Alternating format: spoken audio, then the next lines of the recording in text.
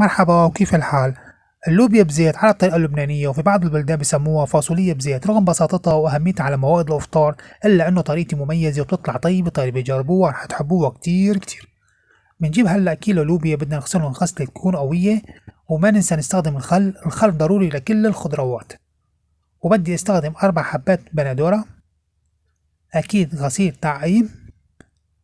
وهلا بنروح بدنا نقطع حبات هاللوبيا تقطيعة خشنة، تكون مش ناعمة، خشنة شباب وصبايا. وهلا بدي اغسلهم غسلة قوية، لأنه مثل ما شفتوا استخدمنا سكين وقطعنا وإيدينا وكذا. غسلة قوية وأخيرة. وبدي روح هلا أجهز حبتين بصل تكون تقطيعة ناعمة دايز كات. وهلا قطعناهم التقطيعة الناعمة، بنضيفهم بهالطنجرة، وبضيف عليهم قليل من زيت الزيتون، وبدي روح دبلهم. وأثناء أنا عم دبل البصل بروح بجهز البندورة. بدي استخدم 4 حبات بندورة. البصل عم يتدبلوا وهون أنا عم جهز البندورة. 4 حبات بقطعهم تقطيعة ناعمة، وباخدن هنن ومياتن، ما بتخلص من المي ضروري بدي إياها، لأنه للوبيا ما بضيف لها مي أبدا.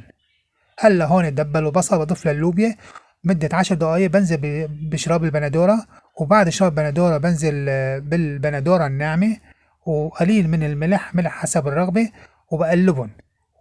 وبنوص النار على شمعة مدة 35 دقيقة، ما بضيف له مي أبدا.